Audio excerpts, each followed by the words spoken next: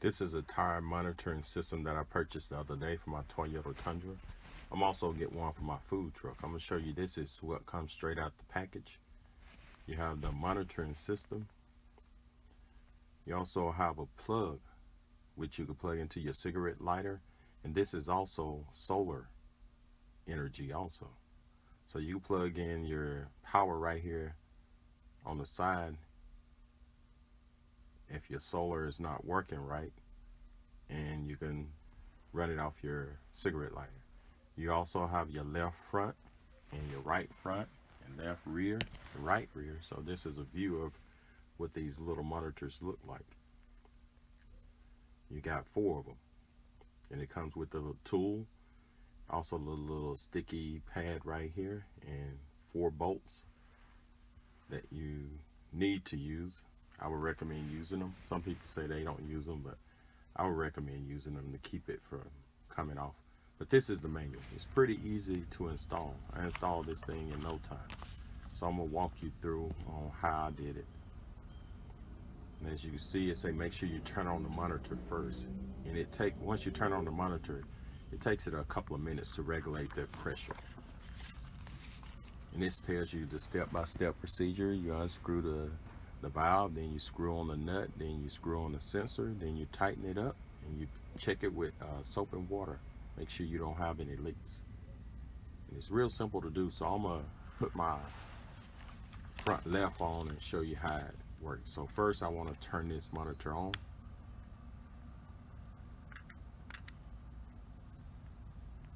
And once you got it on, it eventually, if it's not zeroed out, it will eventually.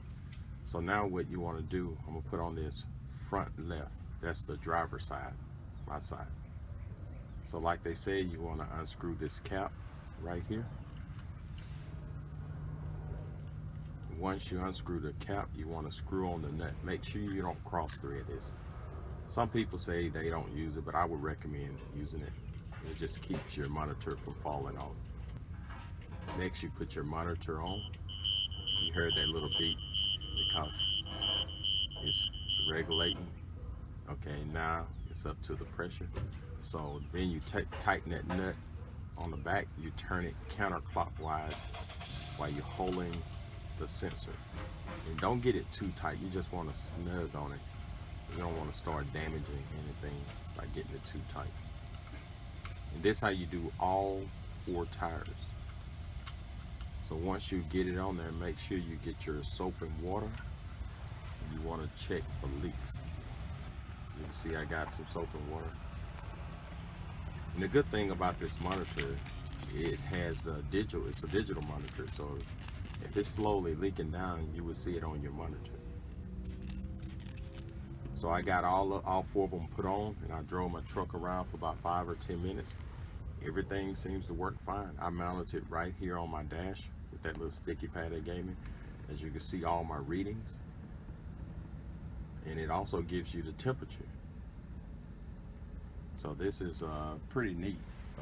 I'll give you guys an update on it here in a few weeks. But I'm gonna walk you through on all the settings on how to operate this. I'm gonna go through the settings here on this monitor, this digital monitor. I'm gonna put it on my Toyota Tundra. But if you look right here, you have your power button, you have your M button, and you have this button here to the right, which are select buttons. And to turn it on, you wanna press and hold this power button for about 3 seconds. And once it comes on, it's gonna come on with default settings. As you can see, we got bars and Celsius. And to change those, you have 8 different menus, 0 through 7. So I'm gonna try to go through it fairly quick. Say for instance, I wanna change the bars and to PSI. That'll be on menu 0. So what you wanna do is click this menu button right here, the M. You wanna hold it for about 2 seconds. And then what you wanna do is click it again, it'll start blinking. And then you can move this button to the right. You see how it changed to PSI? Or I click it again, it'll change to bars, or you can use this button over here. You click it to go back that way. So we're gonna select PSI. So you wanna hit this M button again. Once you select it, it's done. So then you can move over here to number 1. And number 1 is to change the temperature. So I got Celsius. I want to change to Fahrenheit. So you want to click one time, let it go, and you can move to the right or left. It doesn't matter. You see I'm going to click. You notice that it went to Fahrenheit, and you hit select. And you can do the same thing for number 2. Number 2 is going to deal with your high pressure settings. So what you want to do is click this. And you notice that the high pressure saying that if it hits 46, the monitor is going to start going off. So you can change that to 50. I think this go up to like 95 on the high pressure side. Then you hit select, which is your M. Then you want to go to number 3, which is your low pressure. You hit this M button to select at 26 low, and you can change it down. We'll go down to 20, 22, and hit the M and select. Okay, and then when you go to number 4, and number 4 is your high temperature settings. So it's the temperatures of the tires. So you click on it. As you can see, it's 155. We'll go down up to like 160, and you hit M again to select. We're gonna go to number 5, and this is something about operating when the tires are interchanged. But once you click it and you see it showing those 2 front tires, you can kind of hit this button to the right or left. I'm not gonna do that right now. And if you don't select nothing within like 10 or 15 seconds, it'll go back to the front menu. So now we're gonna go to 6, and 6 is tire deflation. And you can figure this stuff out as you go.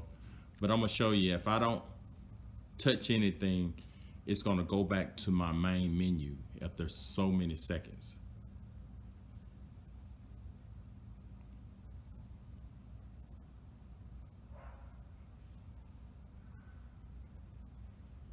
And another thing, your default setting, if you want to set it back to your default settings, what you want to do, you can hit this menu button again and hold it. And what you want to do is go to 7 and press it. Once you press it, 9 is going back to the default settings. It's going to start back up, and all those settings I put for PSIs and Celsius, you notice it went to PSIs and Fahrenheit. Now it went to bars and Celsius. I'm gonna brighten this up. I'm gonna show you how to change the battery on your sensors. It's real simple to do. Let's say we got this sensor. So the battery is inside. So what you want to do is take this little clip off, and take your tool to loosen this up. And once you turn it maybe 3-4 times, you probably could use your hand and take it the rest of the way off. Or just continue to use the tool. Or you can take that little plastic piece which you took off and turn it upside down and put it on there and twist it off the rest of the way.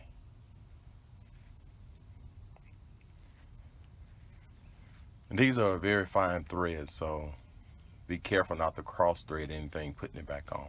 What you want to do is take a knife or a screwdriver and just go ahead and push this piece out. I don't have any fingernails, so I can't do it. So just push it out a little bit. And then grab it and pull it out. And you can get these batteries either in the description, or you can go to Walgreens or Walmart or whatever and pick up this battery. But as you can see, it tells you what type of battery it is. I think that's a CR1632. But I'm going to zoom in on the battery and let you see it also. So that's how you change the batteries. So if it ever start getting low, you can change the battery in all 4 of them. So you got 4 batteries, 1 in each one of the sensors. Like I said, make sure you don't cross thread these. Just push it, make sure it's sitting in there right. You may hear it snapped a little bit. Okay, that's right there. So if it's too hard to screw on, you're probably cross threading it. So you tighten it up, snug, And don't over tighten it, and take that little piece right there and turn it over and put it back on. Then install it back on your tires. So that's it. If this video helps, subscribe to my channel and visit my website. Thank you.